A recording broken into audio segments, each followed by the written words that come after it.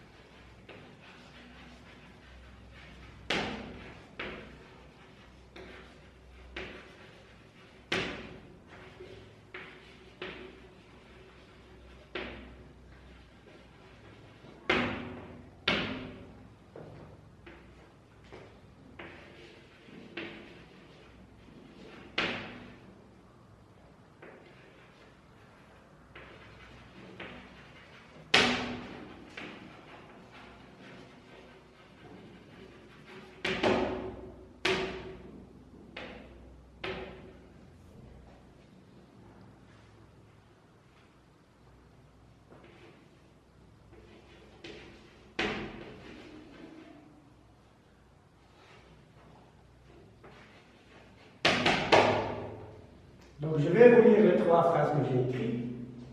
Unissons nos efforts pour battre le coronavirus. Lavez vos mains régulièrement. Reste chez toi.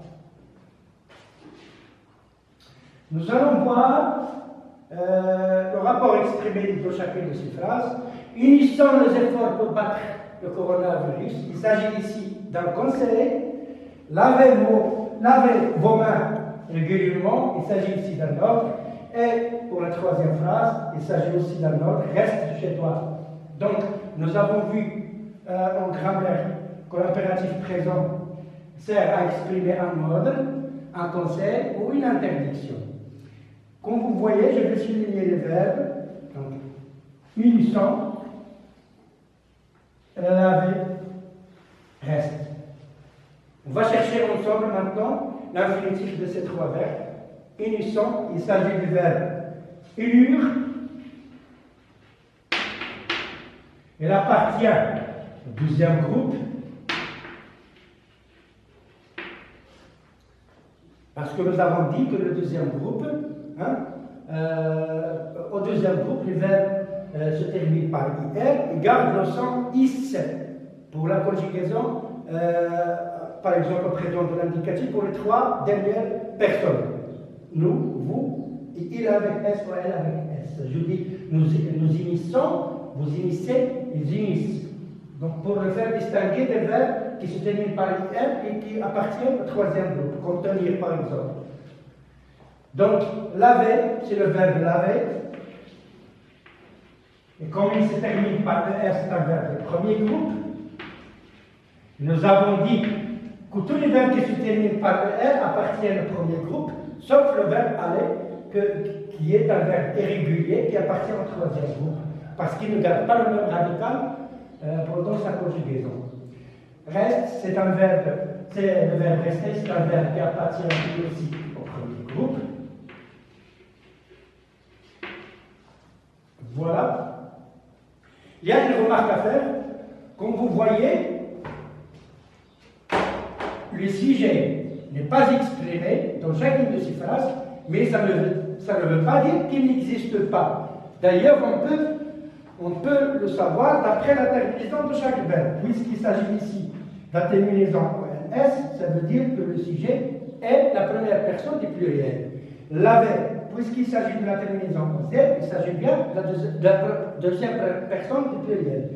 Reste chez toi, donc je peux savoir qu'il s'agit de la deuxième personne du singulier.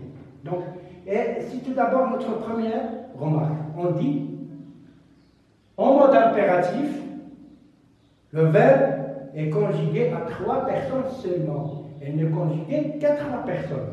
La deuxième personne du singulier, la première et la deuxième personne du pluriel.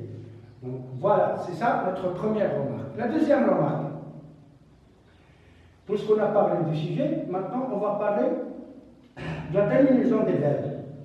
Donc, ce qui nous intéresse aujourd'hui, ce sont les verbes du premier groupe et du deuxième groupe. Donc, les terminaisons prennent les verbes en mode impératif, présent, pour les verbes du premier groupe, et terminaison est la suivante.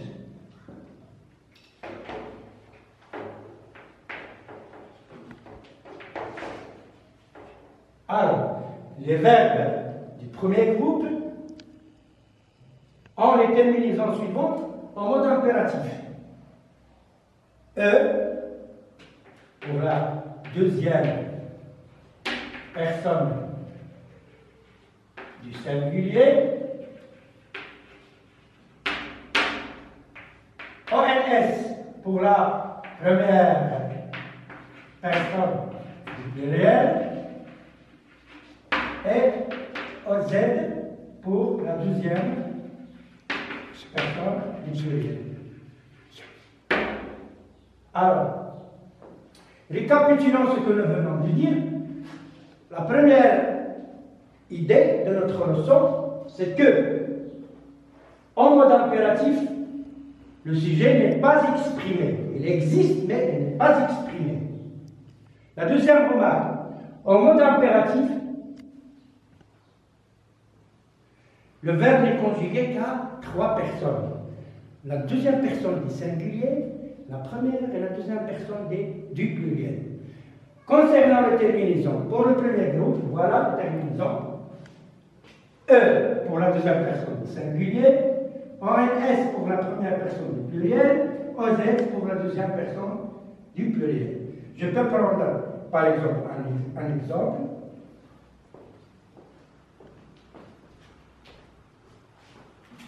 Par exemple, le verbe traverser. Et je dois dire traverse, traversons, traverse. Donc, traverse, traversons et traverser. Traverse, traversons, traverse. Voilà les 3 terminaisons des verbes du premier groupe en mode impératif. Bon, pour les verbes du deuxième groupe qui se terminent par R, et qui nous laissent entendre le son S pendant leur conjugaison, alors les terminaisons sont les suivantes. IS, ISON, IC. Voilà pour le deuxième groupe. Par exemple, le verbe blanchir. Je dis blanchi. Blanchissant. Et blanchissez. Voilà. Donc, pour le deuxième level du deuxième groupe, les terminaisons sont les suivantes. IS, ISON, ici. Et voilà, comme vous le voyez, nous avons terminé notre leçon. On va essayer ensemble d'écrire notre leçon, notre règle plutôt, celle que vous écrivez toujours sous le titre de Je retiens. Moi, je préfère qu'on la construise ensemble. C'est mieux.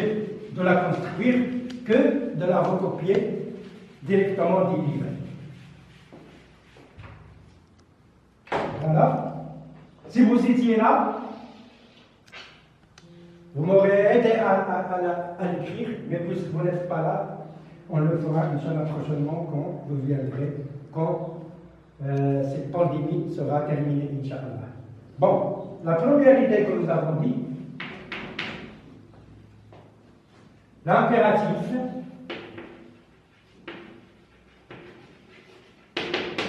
présent sert à exprimer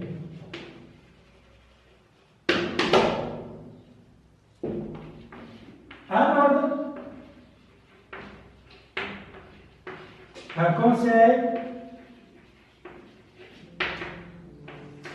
ou une interdiction quand la phrase est à la forme négative. Une interdiction quand la phrase est à la forme négative. La deuxième remarque, la deuxième idée de notre règle, donc en mode impératif, le sujet n'est pas exprimé.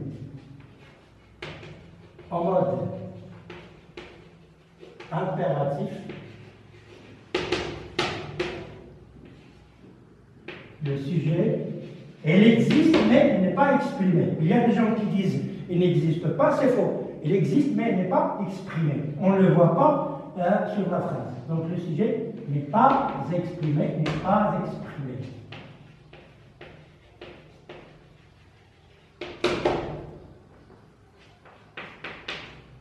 L'idée suivante, c'est que en mode impératif,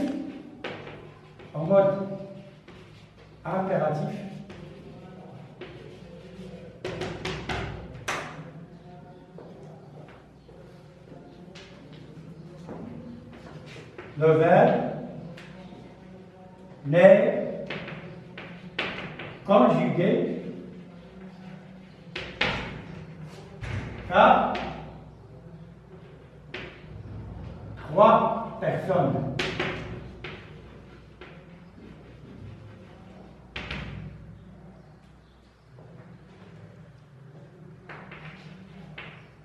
La première, la deuxième personne du singulier, la première personne du pluriel, la deuxième personne du pluriel. Voilà, donc le verbe à l'impératif présent n'est conjugué qu'à 3 personnes, la deuxième personne du singulier, la première personne du pluriel et la deuxième personne du pluriel. Maintenant, il ne nous reste qu'à évoquer les terminaisons. Les terminaisons.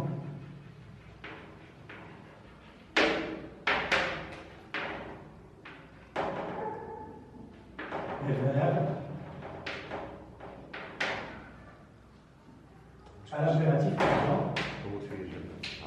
À l'impératif présent.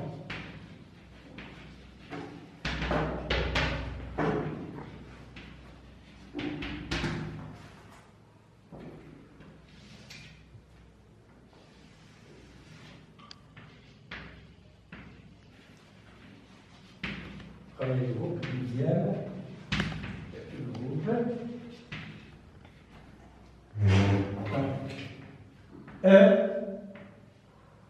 ENS, OZ pour les verbes du premier groupe. IS, ils sont, IC pour les verbes du deuxième groupe. Voilà, j'espère que ce sera facile pour vous à comprendre. Je vais vous proposer des exercices que vous allez trouver sur notre groupe WhatsApp. Et à la fin, je n'oublie pas encore une fois de vous conseiller de suivre les consignes qu'on vous dit aux médias, surtout restez chez vous, initions nos efforts pour essayer de battre ce virus, ce maudit virus qui est venu pour nous interrompre la vie. Mais, Inch'Allah, si nous arrivons à unir nos efforts, nous allons le battre, Inch'Allah. À bientôt.